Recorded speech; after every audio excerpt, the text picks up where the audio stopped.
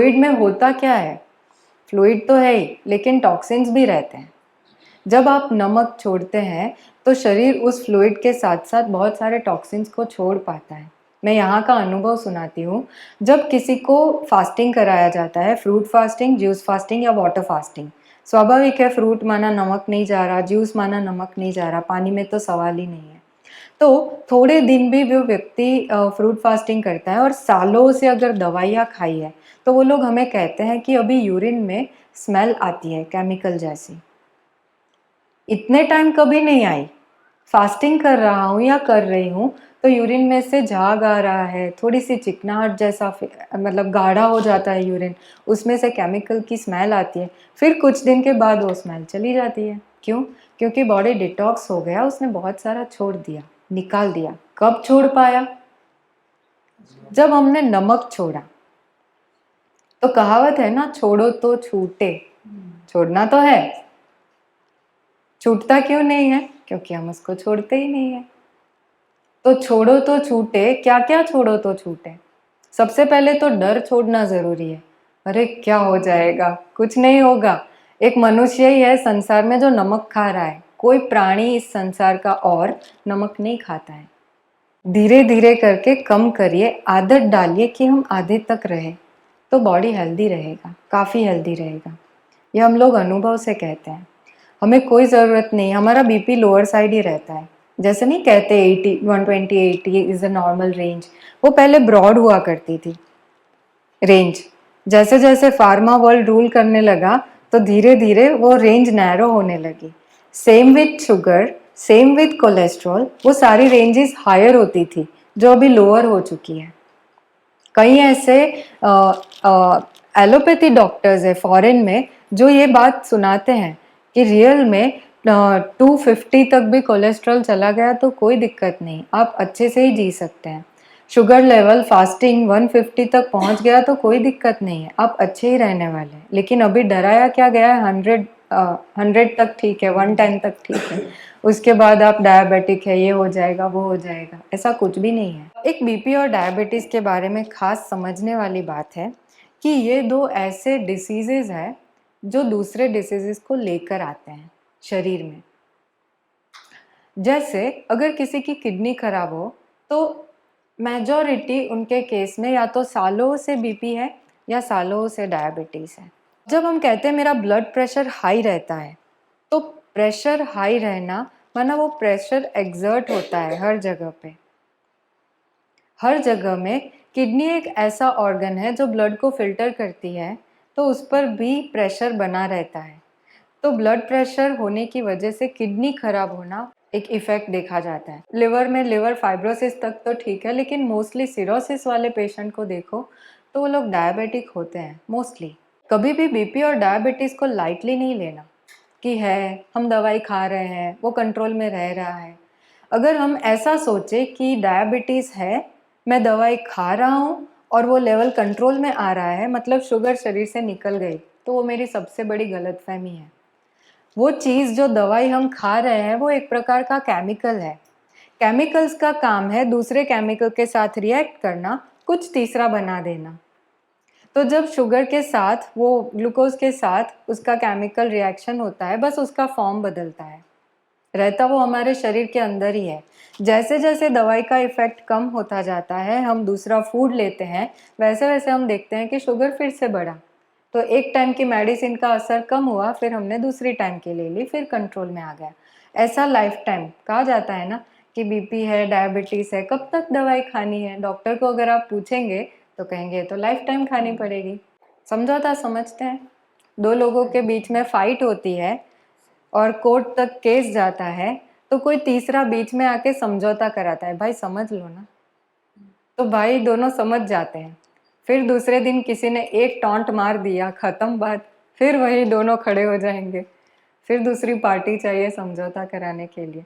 तो उसका कोई सॉल्यूशन नहीं है, समाधान उसको कहते हैं कि वो जड़ से निकले। तो बीपी और डायबिटीज़ को जड़ से निकालने के लिए अगर सालों से हैं, जैसे कल बात की 20 साल से अगर बीपी है और मैं सोचूं 20 दिन की नेचुरोपैथी ट्रीटमेंट से मेरा अभी भी कंट्रोल में नहीं आया, आप मेहनत करो, तपस्या करो, आप साधना करो। बीपी कंट्रोल में ना आए ऐसा हो ही नहीं सकता है, शुगर कंट्रोल में ना आए ऐसा हो ही नहीं सकता है। और एक बात, डायबिटीज़ के पेशेंट्स को खासकर एलोपैथी में कहा जाता है कि फ्रूट्स नहीं खाने चाहिए क्योंकि उसमें फ्रुक्टोज रहता है, शुगर हाई हो जाती है। जूस नहीं पीना चाहिए, वो बात राइट है क्योंकि juice concentrated form of sugar है, तो वो तो छोड़ दीजिए, बट फ्रूट नहीं खाना चाहिए। अगर ये बात कही जाए तो हमारा यहाँ का अनुभव है कि 3 टाइम इंसुलिन लेने वाला व्यक्ति, उसको ग्रेप्स पे रख के हमने इंसुलिन छुड़ाया है, जबकि एलोपैथी डॉक्टर्स मना करते हैं कि ग्रेप्स नहीं खा सकते, वो हाई शुगर है। तो नेचुरल चीज़ जब शरीर के अंदर जाती है, वो क्लीनिंग का, हीलिंग का और सक्षम करने का काम करती है। ये हमारा अनुभव है। शुगर कब बढ़ता है? जब वो व्यक्ति अधिक अनाज लेता है। तो सबसे पहले डायबिटीज़ वाले लोगों को अगर कुछ छोड़ना चाहिए तो वो है चावल और गेहूँ। कई डायबिटीज़ वाले हैं जिनको गेहूँ दिया जाता है फिर भी उनका शुगर कंट्रोल में रहता है, तो वहाँ पे गेहूँ के फॉर्म की बात आती है। एक तो गेहूँ आप रोटी के फॉर्म में ले सकते हैं, एक दरदरे आटे की जो मोटी रोटी है जिसको भाखर या भाखरी बोलते हैं, एक वैसे ले सकते हैं, और तीसरा दलिया है। अगर डायबिटिक व्यक्ति छोटे बारीक आटे की गेहूं की रोटी खाए तो हो सकता है कि उनका शुगर काफ़ी बढ़े, लेकिन वही व्यक्ति अगर दलिया खाए तो हो सकता है उसका शुगर उतना ना बढ़े जितना रोटी से बढ़ता है। तो आप अनाज खा रहे हैं, बट आप किस फॉर्म में खा रहे हैं वो भी बहुत मैटर करता है। अगर कोई व्यक्ति कब्ज से पीड़ित है, कॉन्स्टिपेशन, उसको आप बारीक आटे की रोटी खिलाओ और उसको दलिया खिलाओ। लगातार आप 1 हफ्ता 10 दिन उसको दलिया खिलाओ। हो सकता है वो आपको कहे कि अभी पेट अच्छा है। क्यों? क्योंकि दलिया भले गेहूँ है बट पचने में ईज़ी है। रोटी भले बारीक हमने उसको पीस दिया है लेकिन वही पचने में हैवी है। कि आहार को औषधि बनाओ, तो कॉन्स्टिपेशन वालों के लिए दलिया भी औषधि है। जौ का दलिया, गेहूं का दलिया, जवार का दलिया, वो भी लेना चाहिए। कोई चीज़ प्रोसेस की हुई है तो हमें नहीं पता प्रोसेस करते वक्त उन्होंने क्या डाला है, लेकिन अगर दलिया है तो आपको पता है, आप खुद उसको कुक करके बनाने वाले हैं। तो जो चीज़ हमारे हाथों से होती है वो तो फुल ऑथेंटिक है। जैसे मैं कहूँ फ्रूट खाइए, नेचुरोपैथी में तो कहेंगे ना एटलीस्ट एक बार फ्रूट खाइए दिन में, ये नहीं कि पूरा टाइम फ्रूट पे ही रहिए। सी, कई लोगों को ऐसा होता है कि हम सिर्फ फ्रूट पर रहे तो कितना अच्छा, तो वो गलत थिंकिंग है। हाँ, कुछ समय तक आप फ्रूट्स पे रह सकते हैं, जब आपको बॉडी को क्लीन करना है, हील करना है, थोड़ा सा शुद्धिकरण करना है तो वो ठीक है। हम केवल कच्चा खाएं, वैसे कहा जाता है जितना कच्चा उतना सच्चा। लेकिन हम ऐसे वेदर में रह रहे हैं जब कभी ठंड भी होती है, कभी गर्मी होती है, कभी बारिश होती है, कभी पाचन तेज होती है, कभी पाचन मंद होती है। तो उस अनुसार हमारे डाइट में चेंज आना चाहिए। तो जो हम पका कर खाते हैं, अच्छा, पकाने के तरीके बहुत सारे हैं। एक तो आप तेल में मसाले भून लो, उसके बाद सब्जियां डाल के मस्त मसाले वाली चीज़ें खाओ, वो भी खाना ही हुआ। एक है आप सब्जियों को स्टीम करके उबाल लो और ऊपर से तड़का लगाओ और खाओ, वो भी फूड ही है, लेकिन दोनों का इफ़ेक्ट अपना अलग अलग है। मसालों को जब भूना जाता है तो वही बनी हुई सब्जी थोड़ी सी हमारे लिए गरिष्ठ हो जाती है, और जब स्टीम करके हम खाते हैं वो इजी टू डाइजेस्ट है हमारे सिस्टम के लिए। कोई लोड नहीं होता है हमारे सिस्टम को पचाने में। सीज़न के अनुसार, जैसे बारिश का मौसम है, ठंड का मौसम है, थोड़े से हमने काली मिर्च डाल दिया, थोड़ा सा सिनेमॉन डाल दिया, तज तज ही बोलते हैं ना, हाँ, तो वो डाल दिया, अदरक यूज़ कर लिया, कभी सीज़न के हिसाब से थोड़ा-सा मिर्ची यूज़ किया, तो वो ज़रूरी है हमारे शरीर के लिए। जीरा जीरा का थोड़ा-सा तड़का लगा, कभी अजवाइन का तड़का डला। हमारे जो पूर्वज थे, दादी-नानी ही पकड़ लो, तो वो लोग जो भी सब्जियाँ बनाते थे, तो ऐसा नहीं कि क्या टेस्टी लग रहा है, उस हिसाब से हम बनाएँ। जैसे वायु करने वाली सब्जियाँ हैं, तो उसमें अजवाइन का ही तड़का लगता था। आलू है तो आलू में पहले अजवाइन का तड़का लगता था, अभी फैंसी हो गया क्योंकि मस्टर्ड सीड्स यानी राई का तड़का लगता है तो अच्छा लगता है, तो लोगों ने वो डालना शुरू किया। मेथी का तड़का, ठीक है, वो लगा सकते हैं, लेकिन कौन सी चीज़ की तासीर गर्म है तो फिर उसमें जीरे का तड़का लगता है क्योंकि जीरा तासीर में ठंडा है, तो वो लोग उस हिसाब से खाना बनाते थे। अभी इनोवेशन के नाम पे बहुत गड़बड़ हो गई है। शरीर के अंगों को इक्वली आराम मिलना चाहिए। अगर हम कहें कि क्या हम पार्शियलिटी करते हैं, भेदभाव रखते हैं लोगों के प्रति? आइडियली हम क्या सीखते हैं बचपन से कि भेदभाव नहीं करना, सबको इक्वली ट्रीट करना, है ना? तो हम कोशिश भी करते हैं कि हम ऐसा ना करें, फिर भी कभी कभी संस्कारोवश हो जाता है। कई लोग कहते हैं नहीं हम बिल्कुल नहीं करते भेदभाव, तो गलत बात है। हाँ, आप अपने अलग अलग ऑर्गन्स के साथ भेदभाव रखते हैं। हाथ अगर थक गए, पैर अगर थक गए, आप तुरंत बैठ जाएंगे, तुरंत काम छोड़ देंगे। आंखें अगर लाल हो गई, जलने लगी, तो आप तुरंत सब छोड़ छाड़ के सो जाएंगे। क्यों? इस अंग को दर्द हो रहा है, उसको आराम चाहिए, तो हम दे देते हैं। अंदर के ऑर्गन्स का क्या? पेट दर्द होता है, क्या हम खाना छोड़ते हैं? प्राइवेट जॉब्स है, किसी का बिजनेस है, तो भी एक दिन छुट्टी रखी जाती है। क्यों? 6 दिन काम, एक दिन आराम। क्या हम 6 दिन खाना खा के एक दिन आराम रखते हैं या देते हैं आंतों को? तो पेट भर के दबा के खा लो। क्यों रात का डिनर नहीं होता उस दिन? इसलिए नहीं कि आपको बहुत पैसे खर्च करके लंच खिला दिया है, क्योंकि आपकी क्षमता ही नहीं रहेगी कि डिनर टाइम तक आपको भूख लगे। एक चीज हमेशा नोट करके रखना, भूख लगना वो शरीर की नेचुरल क्रिया है। हमारे शरीर में भूख बनी रहनी चाहिए। हमारा भोजन ऐसा होना चाहिए कि भूख बनी रहे, तभी अग्नि बैलेंस में रहेगी। आप थोड़ा खाइए ताकि थोड़े घंटे के बाद आपको फिर से भूख का एहसास हो। अच्छा, भूख लाइट भी होती है और भूख इंटेंस भी होती है, तेज भी होती है। हमें तेज भूख लगनी चाहिए। तेज भूख लगना अर्थात बॉडी सक्षम है पचाने के लिए। हल्की हल्की भूख में भी हम तो पूरा ही खा लेते हैं कि मैं 2 रोटी खाती हूँ, थोड़ा सा चावल खाती हूँ, दाल सब्जी। लेकिन थोड़ी सी भूख 2 रोटी चावल सब्जी दाल पचाने के लिए सक्षम है। लंच लेंगे तो लंच ब्रेक 1 घंटे का रहता है, तो खाने में तो 15-20 मिनट लगते हैं अच्छे से चबा कर खाया तो खाया और वो लोग लेट जाएंगे। जितना जो पौना घंटा टाइम बचा है, आधा घंटा या पौना घंटा, वो रेस्ट करेंगे और फिर उठकर काम करेंगे। तो ये जो प्रैक्टिस है कि भोजन करके हल्का सा आराम कर लिया और फिर काम पे लगे, वो उनको सक्षम बनाता है। दूसरा, क्योंकि वो लगभग बिल्डिंग से बाहर ही रहते हैं, तो सनलाइट बहुत लेते हैं, इसलिए हमारी तरह ना उनको दूध मिलता है, ना घी मिलता है, ना तेल मिलता है, ना फ्रूट मिलता है। जो हम लोग यहाँ बैठ बैठ कर सुनाते हैं कि फ्रूट तो एक टाइम डाइट में होना ही चाहिए, उनके डाइट में नहीं है, लेकिन वो प्रकृति के संपर्क में है। उतना हम नहीं है जितना वो है। शायद जितने किलोग्राम वो उठा सकते हैं, हम नहीं उठा सकते। जितना उठा के वो ऊपर नीचे चढ़ उतर कर सकते हैं, हम नहीं कर सकते, क्योंकि उनका कनेक्शन है प्रकृति के साथ और हमारा टूटा हुआ है। अगर हमें सक्षम बनाना है अपने अंगों को, तो वापस हमें कनेक्शन में जाना पड़ेगा। देरी से उठना, कर्टेन्स लगा के रखना, एसी में ही सोना, ये सारी हैबिट्स है जो हमें सनलाइट से काफ़ी दूर रखती है।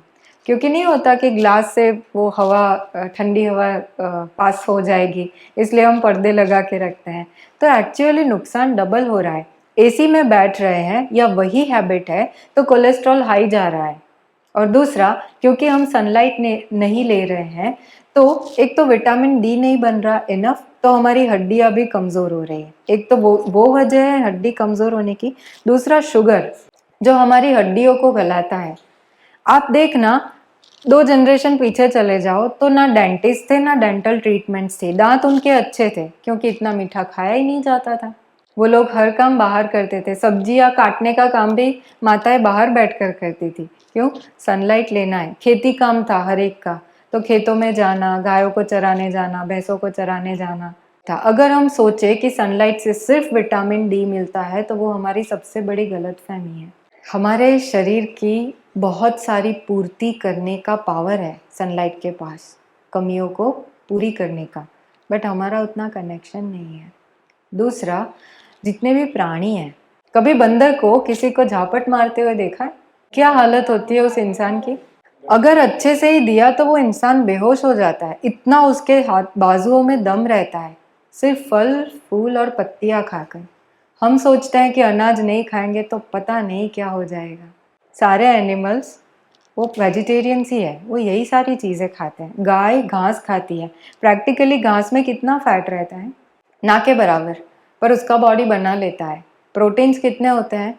ऑलमोस्ट ना के बराबर, लेकिन उसका बॉडी बना लेता है। कई लोग कहते हैं कि गाय का प्रकृति अलग है, रचना अलग है, हमारी रचना अलग है, लेकिन प्रकृति ने ऐसा कोई भेदभाव नहीं किया है। पंछी भी है तो जब से उड़ना स्टार्ट करते हैं, मरते दम तक उड़ सकते हैं। उनके ये अंग कमजोर नहीं हो जाते।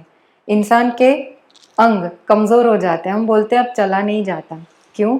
क्योंकि कोई भी प्राणी पका हुआ आहार नहीं खाता है। हम पका हुआ आहार खाते हैं।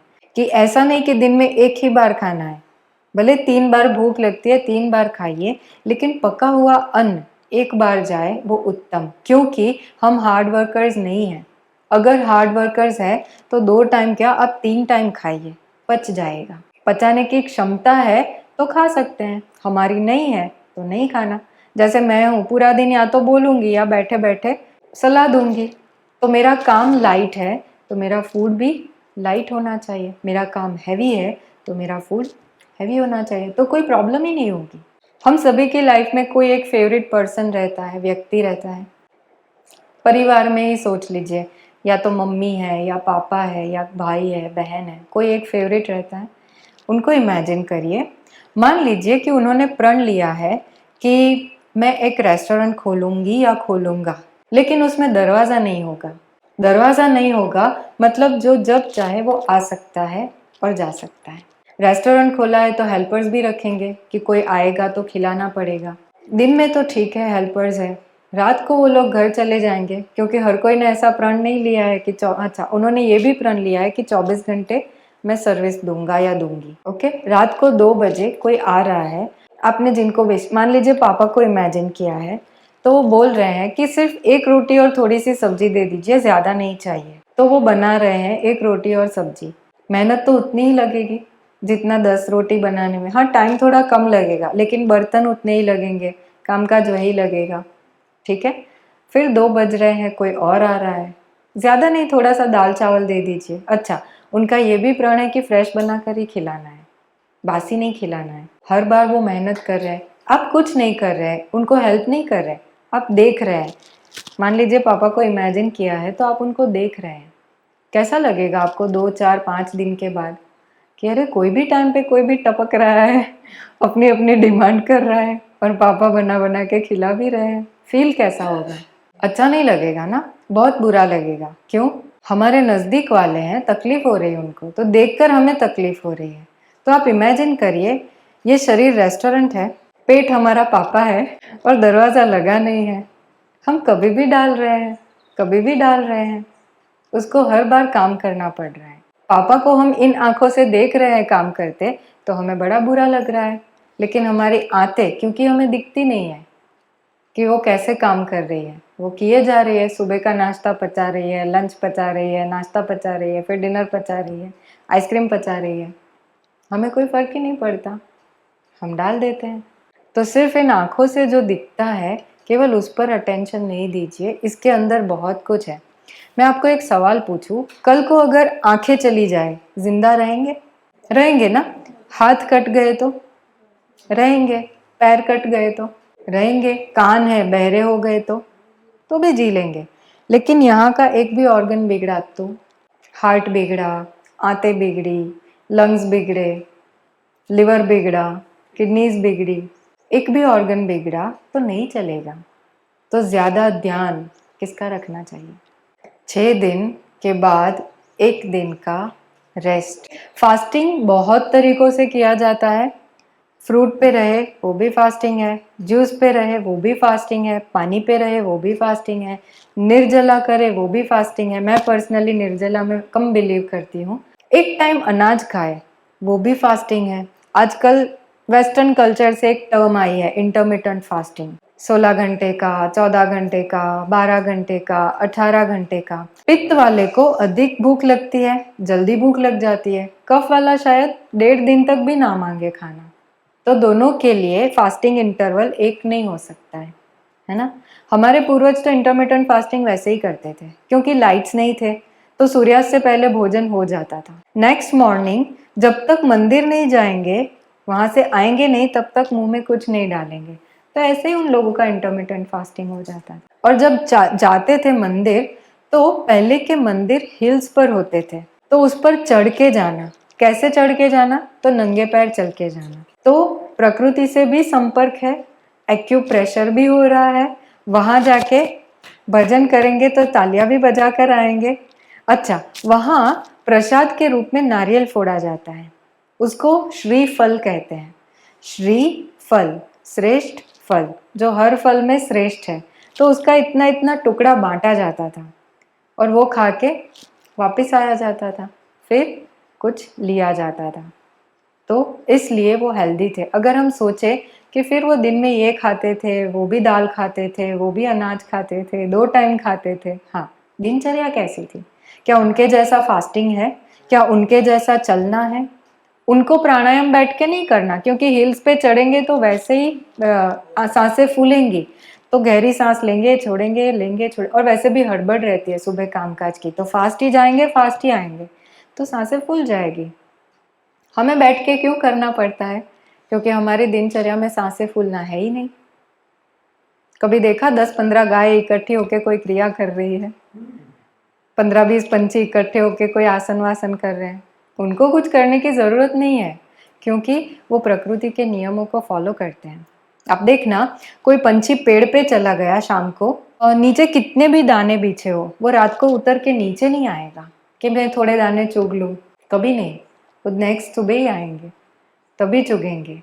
तो उनको कोई सिखाने वाला नहीं है, बट सेंस है कि ये टाइम नहीं है लेने का।